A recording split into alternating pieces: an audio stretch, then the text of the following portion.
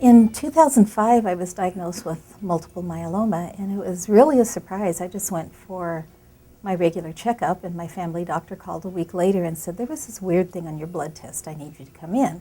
And so I went in and did the blood test again, and a week later he called and he said, I'm going to send you to a hematologist, oncologist, and I don't want you to panic.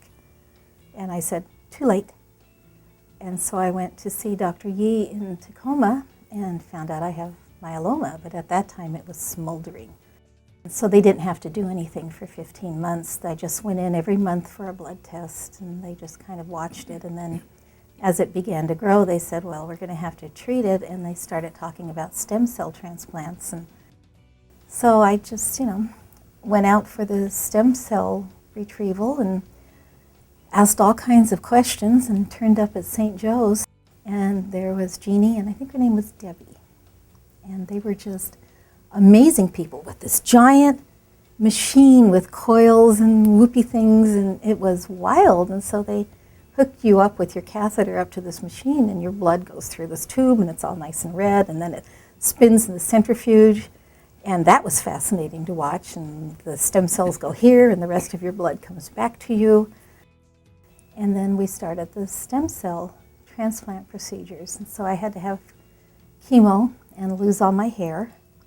And I work at Sumner High School, so I was keeping the staff updated. So I emailed them and said, this is what's going to be happening, and I'll be out for 2 or 3 weeks, so be kind to Molly, and when I come back I won't have my hair.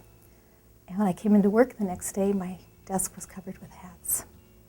I went back to work the next week, and it was just so good to be back because the people were so incredibly supportive. It was, if you have to have cancer, you need to have it in a community like Sumner High School.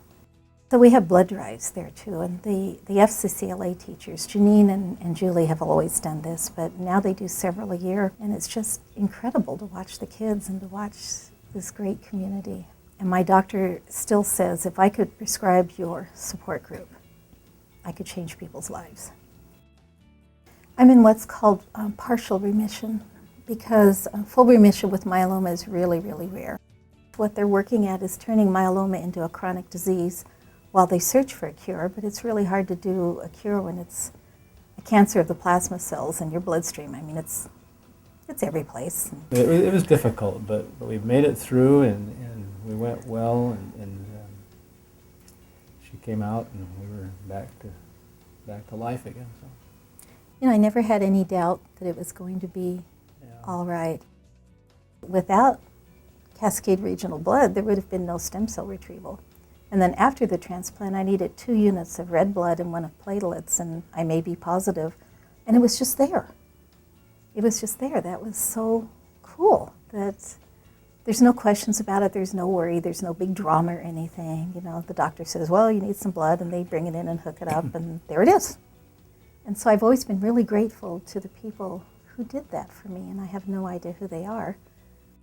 And it's now 2010, so I'm coming up on November 29th, which will be my 4th transplant birthday. So basically, I celebrate a birthday any day I feel like it. But that, for me, is the whole thing. St. Joe's and Dr. Yee and Cascade Blood, everybody working together. Thank you, because I'm here. I'm here. I've been here for graduations and weddings and the birth of grandchildren, and I'm here. And that's just wonderful. I'm a community effort, and I'm so grateful to my community.